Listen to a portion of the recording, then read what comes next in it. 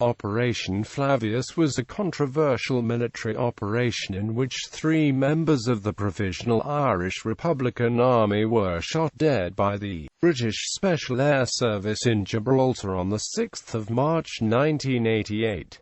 The 3, Seán Savage, Daniel McCann, and Mairéad Farrell, were believed to be mounting a bombing attack on British military personnel in Gibraltar. Soldiers challenged them in the forecourt of a petrol station, then opened fire, killing them. All 3 were found to be unarmed, and no bomb was discovered in Savage's car, leading to accusations that the British government had conspired to murder them. However, keys found on Farrell matched a hired car later found in Marbella, which was found to contain 64 kilograms of Semtex and detonators. An inquest in Gibraltar ruled that the Shash had acted lawfully, while the European Court of Human Rights held that, although there had been no conspiracy, the planning and control of the operation was so flawed as to make the use of lethal force almost inevitable. The deaths were the first in a chain of violent events in a 14-day period. They were followed by the Milltown Cemetery attack and the corporals' killings in Belfast. From late 1987, the British authorities were aware that the IRA was planning to detonate a bomb at the changing of the guard ceremony outside the governor's residence in the British Dependent Territory of Gibraltar. When Savage, McCann and Farrell, known IRA members, travelled to Spain in preparation for the attack, they were tracked at the request of the British government. On the day of the shootings,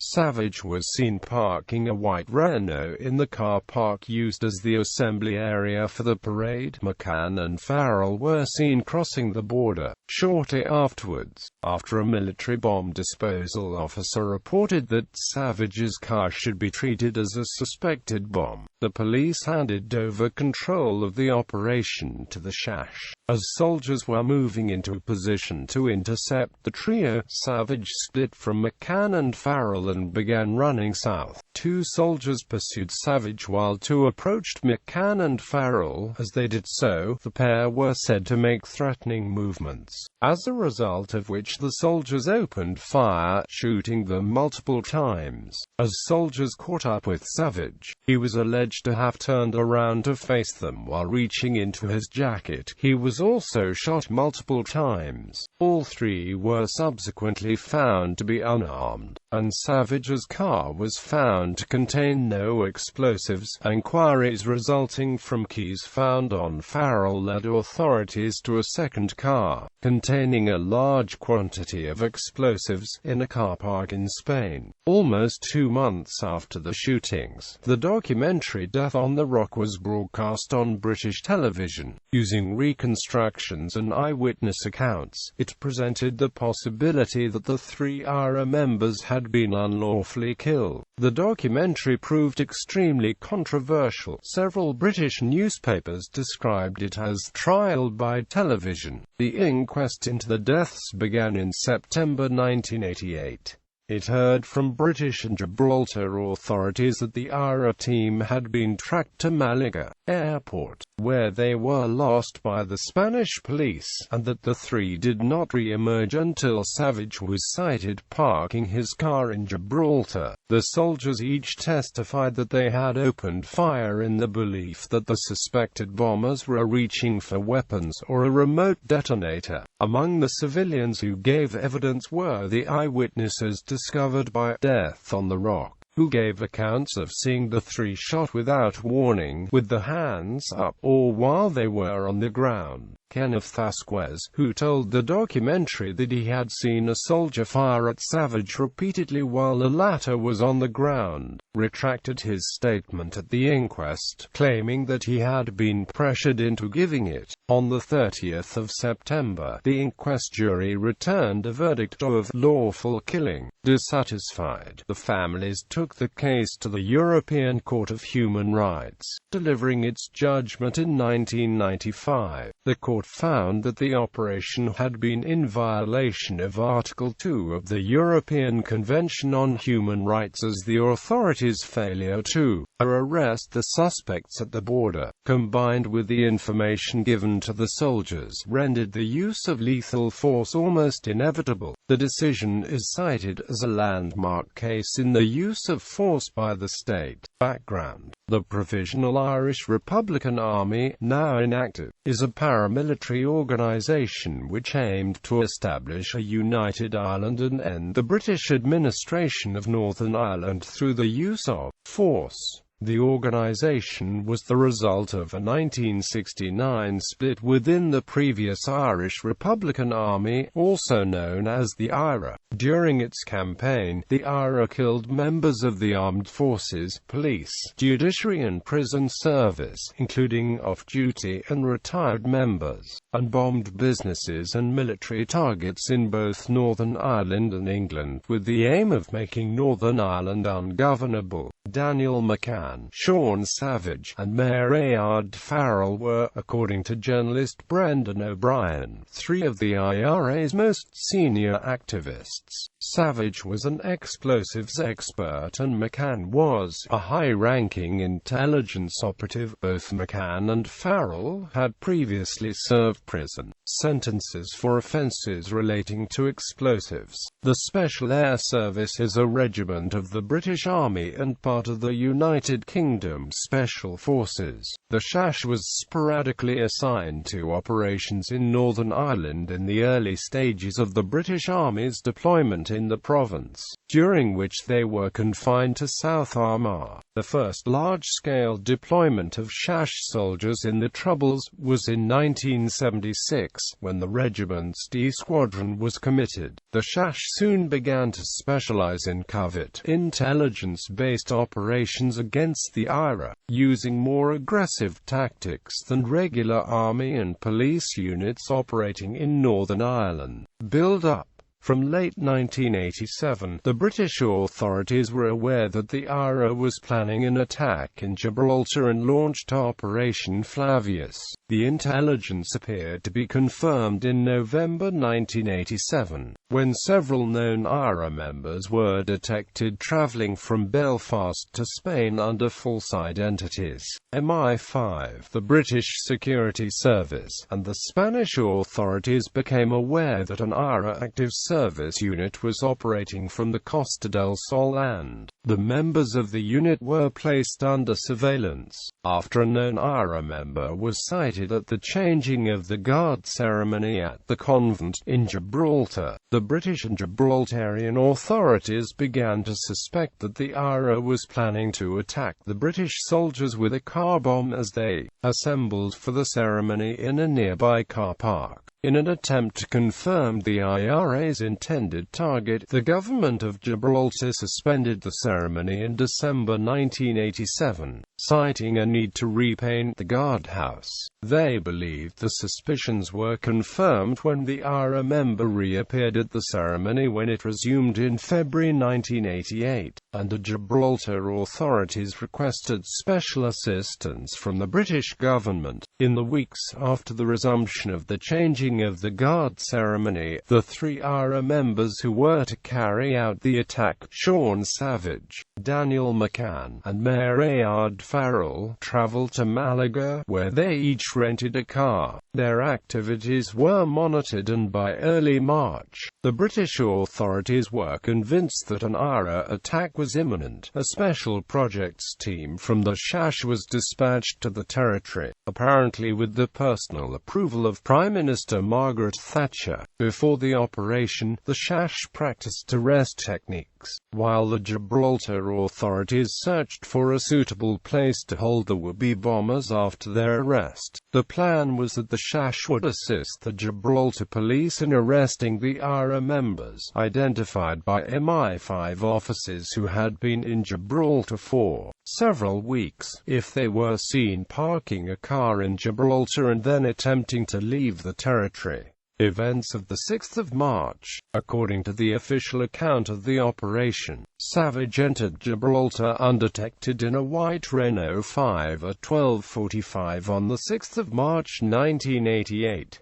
An MI5 officer recognized him and he was followed, but he was not positively identified for almost an hour and a half, during which time he parked the vehicle in the car park used as the assembly area for the changing of the guard. At 14:30, McCann and Farrell were observed crossing the frontier from Spain and were also followed. They met Savage in the car park at around 14:50 and a few minutes later the three began walking through the town. After the three left the car park, Soldier G, a bomb disposal officer, was ordered to examine Savage's car. He returned after a few minutes and reported that the vehicle should be treated as a suspect car bomb. This soldier's suspicion was conveyed as certainty to soldiers A, B, C, and D, who were ordered into positions to intercept Savage, McCann, and Farrell as they walked north towards the Spanish border. Soldier G's information convinced Gibraltar Police Commissioner Joseph Canepa, who was controlling the operation, to order the arrest of the three suspects. To that end, he signed over control of the operation to Soldier F, the senior SHASH officer, at 15:40. 2 minutes after receiving control, Soldier F ordered soldiers A, B, C, and D to apprehend the IRA operatives, by which time they were walking north on Winston Churchill Avenue towards the airport and the border. As the soldiers approached, the suspects appeared to realize that they were being followed. Savage split from the group and began heading south, brushing against Soldier A. As he did so, A and B decided to continue approaching McCann and Farrell, leaving Savage to soldiers C and D. At the same time as the police handed control over to the SHASH, they began making arrangements for the IRA operatives once they were in custody, including finding a police vehicle in which to transport the prisoners, a patrol car containing Inspector Luis Revaluat and 3 other uniformed officers, apparently on routine patrol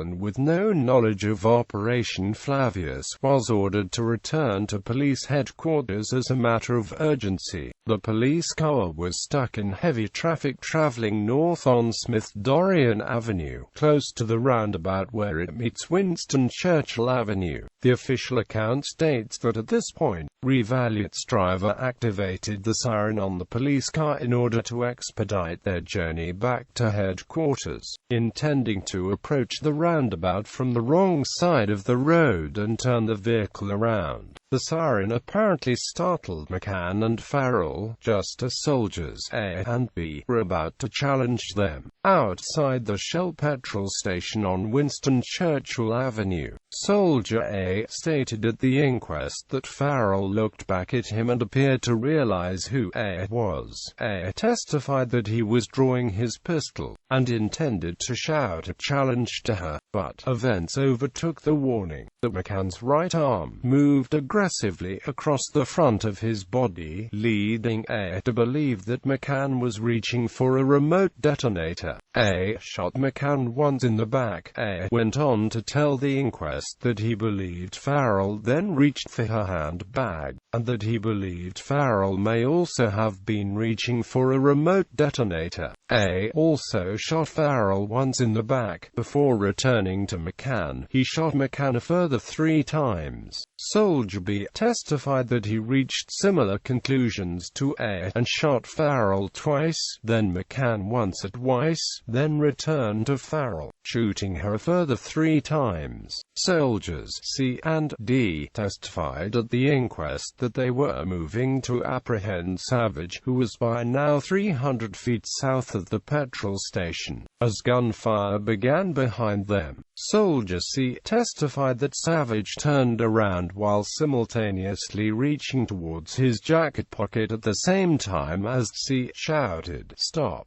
C stated that he believed Savage was reaching for a remote detonator, at which point he opened fire. Soldier C shot Savage 6 times, while Soldier D fired 9 times. All 3 IRA members died. One of the soldiers' bullets, believed to have passed through Farrell, grazed a passerby. Immediately after the shootings, the soldiers donned berets to identify themselves. Gibraltar police officers, including Inspector Flavius and his men, began to arrive at the scene almost immediately. At 16:05, only 25 minutes after assuming control, the SAS commander handed control of the operation back to the Gibraltar police in a document stating, "A military assault force completed the military option in respect of the terrorist ASU in Gibraltar and returns control to the civil power." Shortly after the shootings, soldiers and police officers evacuated buildings in the vicinity of the convent, while bomb disposal experts got to work. 4 hours later, the authorities announced that a car bomb had been defused, after which Savage's white Renault was towed from the car park by an army truck. The SAS personnel, meanwhile, left Gibraltar on a Royal Air Force aircraft.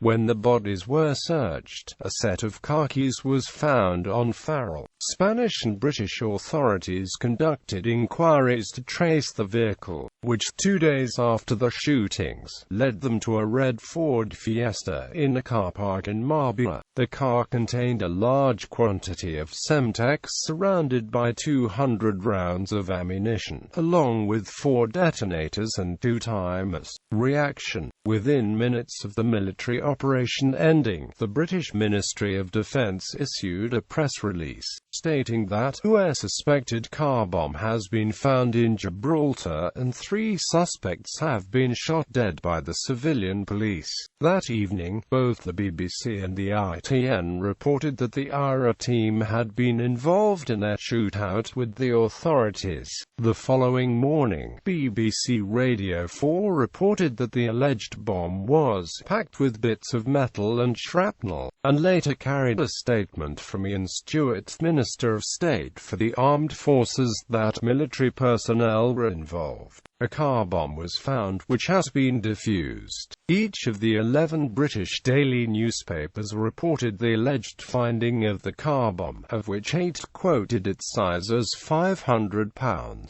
The IRA issued a statement later on the 7th of March to the effect that McCann, Savage, and Farrell were on active service in Gibraltar and had access to and control over £140 of Semtex. According to one case study of the killings, the events provide an opportunity to examine the ideological functioning of the news media within. The British broadsheet newspapers all exhibited what the authors called ideological closure by marginalising the IRA and extolling the SAS. Each of the broadsheets focused, for example, on the alleged bomb and the potential devastation it could have caused without questioning the government's version of events. At 15:30 on the 7th of March, the Foreign Secretary, Sir Geoffrey Howe, made a statement to the House of Commons. Shortly before 1 p.m. yesterday afternoon, brought a white Renault car into Gibraltar and was seen to park it in the area where the guard mounting ceremony assembles. Before leaving the car, he was seen to spend some time making adjustments in the vehicle. An hour and a half later, was seen to enter Gibraltar on foot and shortly before 3 p.m. joined in the town. The presence and actions near the parked Renault car gave rise to strong suspicions that it contained a bomb, which appeared to be corroborated by a rapid technical examination of the car. About 3:30 p.m., all 3 left the scene and started to walk back towards the border. On the way to the border, they were challenged by the security forces. When challenged, they made movements which led the military personnel operating in support of the Gibraltar police to conclude that their own lives and the lives of others were under threat. In light of this response, they were shot. Those killed were subsequently found not to have been carrying arms. The parked Renault car was subsequently dealt with by a military bomb disposal team. It has now been established that it did not contain an explosive device. Press coverage in the following days, after Howe's statement that no bomb had been found, continued to focus on the act planned by the IRA. Several newspapers reported a search for a fourth member of the team. Reports of the discovery of the bomb in Mobile appear to vindicate the government's version of events and justify the killings. Several MPs made statements critical of the operation, while a group of Labour MPs tabled a condemnatory motion in the House of Commons. Aftermath. The IRA notified the McCann, Savage, and Farrell families of the deaths on the evening of the 6th of March. In Belfast, Joe Austin, a senior local member of Sinn Féin, was assigned the task of recovering the bodies for burial. On the 9th of March, he and Terence Farrell travelled to Gibraltar to identify the bodies. Austin negotiated a charter aircraft to collect the corpses from Gibraltar and fly them to Ireland on the 14th of March. 2,000 people waited to meet the coffins in Dublin, which were then driven north to Belfast. Northern Irish authorities flooded the neighbourhoods where McCann, Farrell and Savage had lived with soldiers and police to try to prevent public displays of sympathy for the dead. Later that evening, a local IRA member, Kevin McCracken, was shot and allegedly then beaten to death by a group of soldiers he had been attempting to shoot at. At the border, the authorities met the procession with a large number of police and military vehicles, and insisted on intervals between the hearses, causing tensions between the police and the members of the procession and leading to accusations that the police rammed Savage's hearse. The animosity between the mourners and the police continued until the procession split to allow the hearses to travel to their respective family homes, and then on to Milltown Cemetery. The Royal Ulster Constabulary agreed to maintain a minimal presence at the funeral in exchange for guarantees from the families that there would be no salute by masked gunmen. This agreement was leaked to Michael Stone. During the funeral, Stone, who described himself as a freelance loyalist paramilitary, threw several hand grenades into the congregation, before firing an automatic pistol at the gathered mourners, injuring 60 people. After initial confusion, several of the mourners began to pursue Stone, throwing rocks and shouting abuse.